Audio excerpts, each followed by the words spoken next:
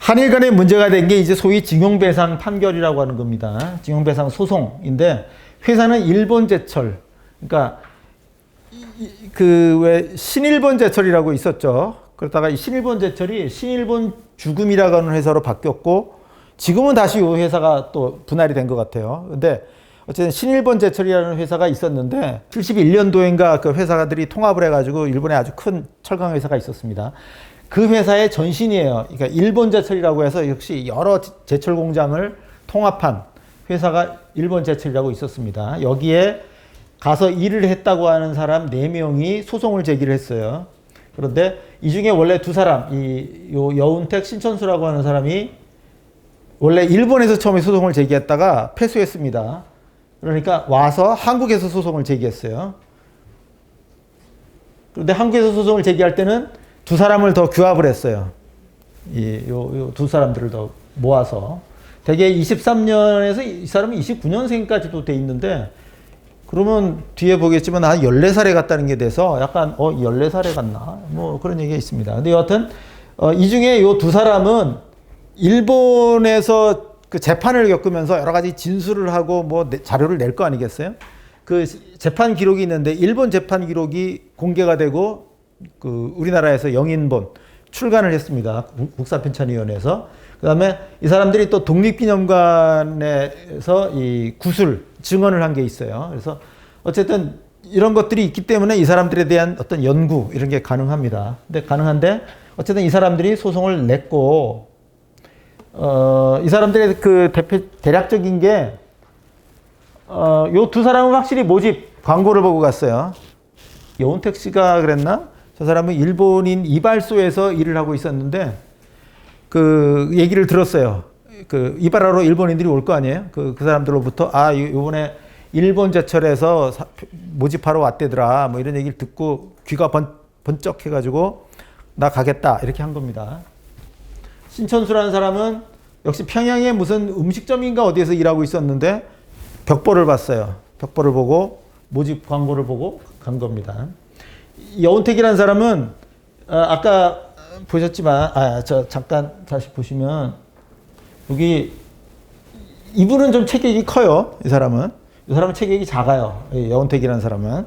그래서 이 제철소인데 키가 작으면은 안 데려갈까봐 그 이발하러 오는 어떤 일본인 교장한테서 그 추천서 비슷한 걸 받아요. 근데 추천서를 뭐 정식으로 받는 게 아니라 명함에 뭐 이렇게 메모를 받아요. 그러니까 그 사람 일본인 어떤 교장이 요 사람 똑똑하고 뭐 이러니까 일을 쓰시오라는 식으로. 그래서 그걸 가지고 이 사람이 그걸 내는 겁니다. 내는데 이 신천수라는 사람은 그래도 보통학교 4년제 보통학교를 나왔고, 이 사람은 학교를 뭐 제대로 다닌 사람이 아닌데 원래 일본인 상점에서 점원으로 일하다가 나중에 왜 평양에서 일본인 이발소에서 일을 했다 그랬잖아요.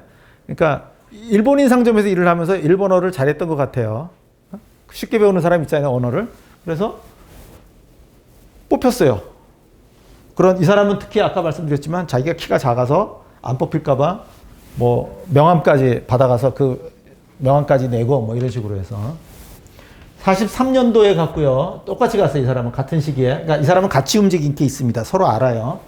이 사람은 41년도에 갔고 43년도에 갔고, 이 사람은 방식이 좀 다른 것 같고, 그다음에 제철소가 여러 곳이 있는데 오사카 제철소에 갔고, 이 가마이시 제철소라는 곳에 갔고, 가마이시는 약간 도쿄보다도 저 북쪽, 그러니까 뭐 센다이 지방인가 어디 그쪽인 것 같더라고요. 야하타 제철소는 그 큐슈의 그 기타 큐슈 지역에 있는 제철소고요. 나중에 이 현원징용이라 그래서 오사카 제철소가 이제 징용 사업장으로 지정이 되기 때문에 현원징용이 됩니다. 근데 이 사람들이 그 미수금이 있어요. 못 받은 돈이. 이 못 받은 돈은 어떻게 하느냐? 일본 장부가 있어요. 그 전쟁 끝나고 나서 일본인들이, 물론 본토죠. 일본 본토에 있는 공장에서 이 사람들이 일단 돌려보내는데 어쨌든 자기들이 줘야 될 거, 이거를 미불금이죠. 미불금을 다 조사해서 만든 거예요. 이게 사람 이름이고 이 사람에 대해서 본 적이 어디고, 미불금이 급료가 얼마다, 그리고 급료 말고 회사에 강제로 예금시킨 게 있어요. 예금시킨 게 얼마다 해가지고 여기다 다 적어놓은 거예요. 이건 46년도인가 작성된 자료입니다. 그러니까 이런 미불금 조사 자료에 이 사람들께 다 나와 있어요. 다 나와 있는데 이 사람은 뭐 한 500엔 정도의 미불금이, 그러니까 못 받은 돈이 있어요. 여기는 없어요. 왜 그러느냐? 이 두 사람은 44년도에 일본 본토에 자꾸 폭격을 하니까 청진 제철소로 이 사람들을 옮겨요. 청진의 제철소가 있었거든요. 그래서 그 사람을 옮기는데 45년 8월 15일에 해방되기 전에, 일본이 항복하기 전에 소련군이 이미 8월 10일인가부터 공격해서 들어왔거든요. 들어와서 청진에서 막 전투가 벌어지고 이러니까 황급히 도망간 거예요. 황급히 도망가느라고 피난 가는 거죠. 피난 내려오느라고 돈이 남았어요. 못 받은 돈이 좀 남았고, 이 사람들은 일본에서 일하고 있었단 말이에요. 그러니까 받을 거 다 받고 남은 게 받아야 될, 못 받은 돈이 별로 없어요. 그러니까 아마 50엔이 남아있는 걸로, 급료가 40엔이 남아있는 걸로 봐서는 8월 15일 해서 8월분 급여를 못 받은 뭐 이런 게 아니었을까, 그렇게 추정이 됩니다. 그런데 이 사람들이 법정에서는 어떻게 증언하냐면 임금 전혀 지급받지 못했다.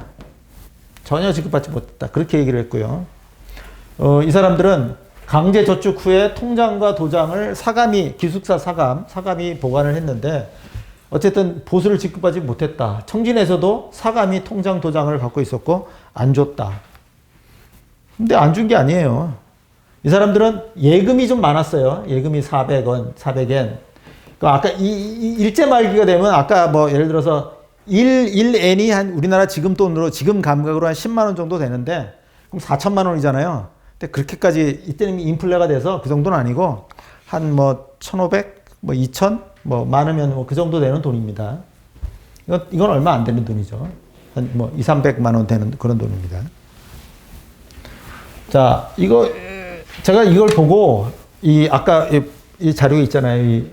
요 자료 이런 걸 보고, 그런데 임금 전혀 못 받았다 막 이렇게 얘기하는 거 보고 정말 거짓말 잘한다. 네? 그런 생각을 했습니다.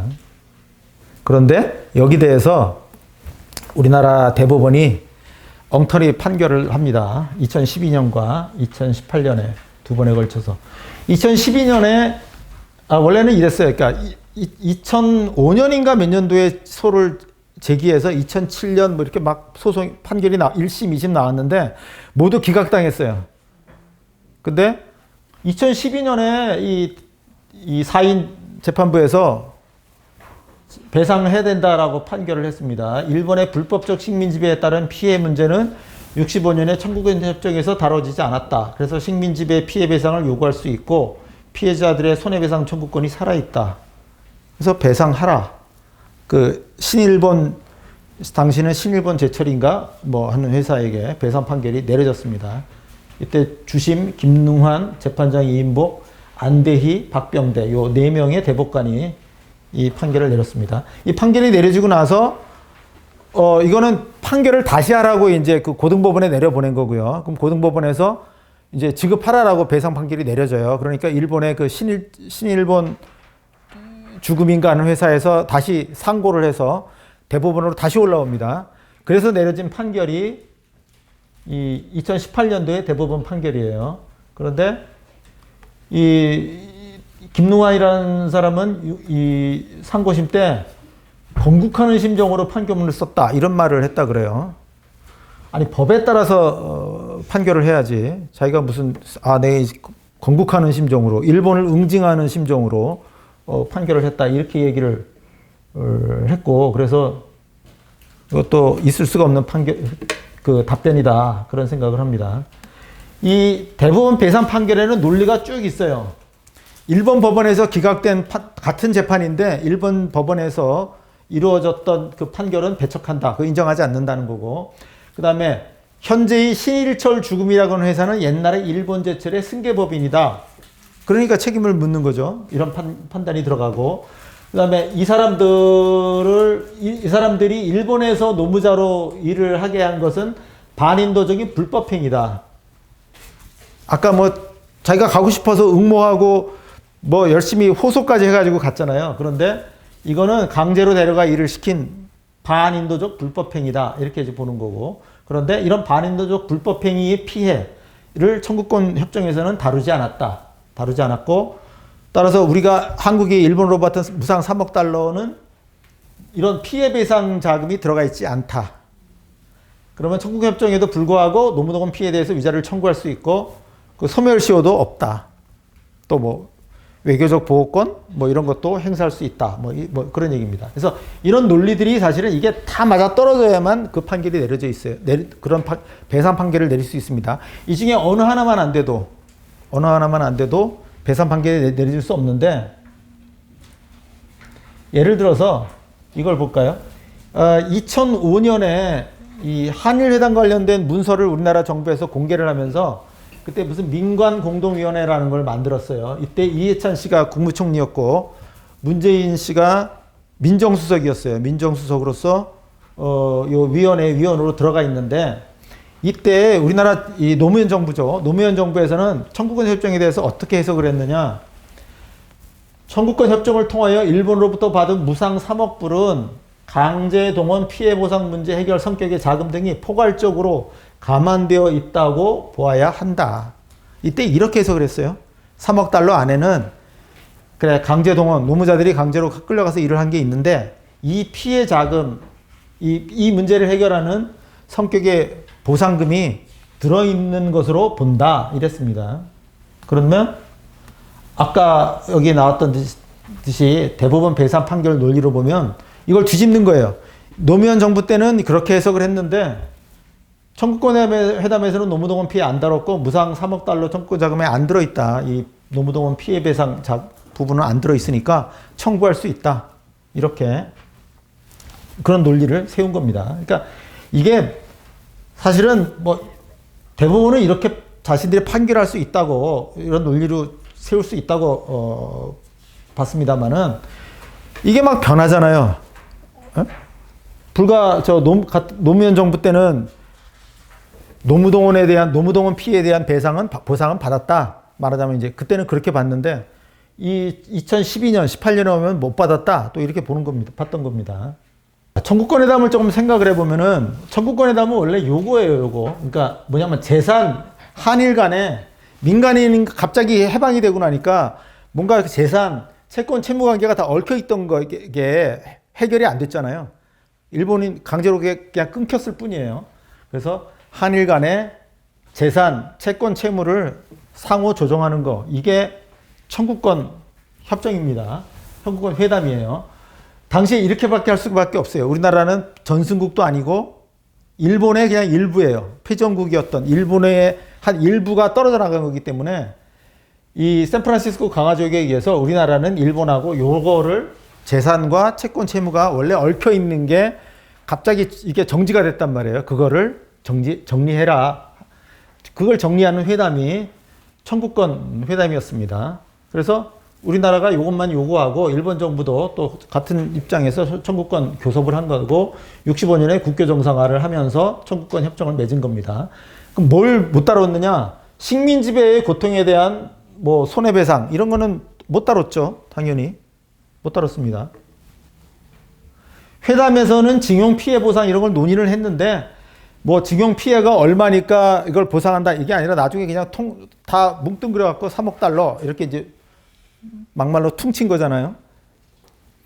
그래서 이거 징용 피해가 얼마고 이거에 대해서 정확히 보상이 이루어진 건 아니고 그냥 청구권 협정은 재산과 채권 채무 관계를 조정한 거, 정리한 것이다 하는 얘기입니다. 식민 지배에 대한 고통, 손해배상 이런 거는 당연히 없습니다. 그런데 문제는 뭐냐면 청구권 협정의 협정문이에요. 협정문에 어떻게 돼 있냐면 자, 협정을 맺었잖아요. 그러면 평화조약 제4조 A에 규정된 것을 포함하여 요 4조 A에 규정된 게 뭐냐면 아까 말씀드린 재산, 채권, 채무 관계입니다. 한일 상호 간의 재산, 채권, 채무 관계. 요거를 포함하여 이 청구권 문제, 한일 양국 간의 청구권 문제가 완전히 최종적으로 해결된 것으로 확인한다. 이렇게 돼 있어요. 그러니까 청구권 협정은 재산, 채권, 채무 관계의 정리, 요거를 협의를 해서 요거를 정리한 거지만, 그런데 한일 양국 간에 무슨 그러니까 이걸 외에 다른 청구권 이런 것도 다 해결된 것으로 한다라고 그렇게 협정을 한 겁니다. 그리고 향후 어떠한 주장도 할 수 없다. 향후 이거 받을 게 있다. 이거 내놔라라고 어떤 주장도 할 수 없다라고 이렇게 합의를 본 거예요. 그런데 대부분은 다르게 해석을 했어요. 해결된 청구권에는 샌프란시스코 이 범주 아까 재산, 채권, 채무 그 관계 정리한 거 그거를 벗어나는 청구권은 포함되지 않았다. 그러니까 징용배상 청구권은 포함되지 않았다. 그러니까 이걸 요구할 수 있다 이렇게 본 거고. 그런데 청구권 협정문에는 이거를 포함해서 모든 청구권 문제가 해결된 것으로 한다. 이렇게 청구권 협정이 돼 있는 거예요.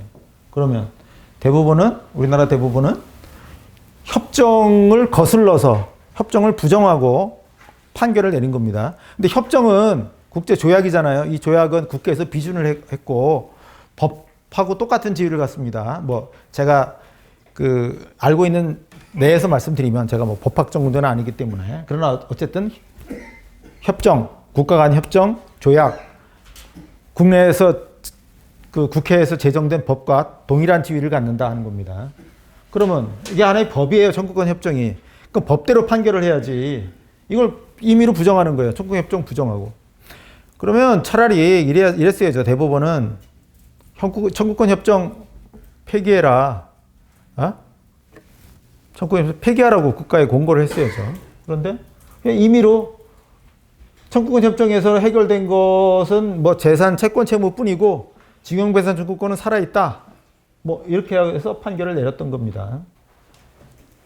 자, 어쨌든 이런 식의 판결이 내려져서 한일 관계가 위기에 이제 갔는데, 이 책이 나온 시점이 아주 공교로워서 왜 2018년도에 그 징용배상 판결 나오고 나서 바로 2019년도로 와서는 일본 신일철 죽음의 국내 합작사 주식이 압류가 됐고요.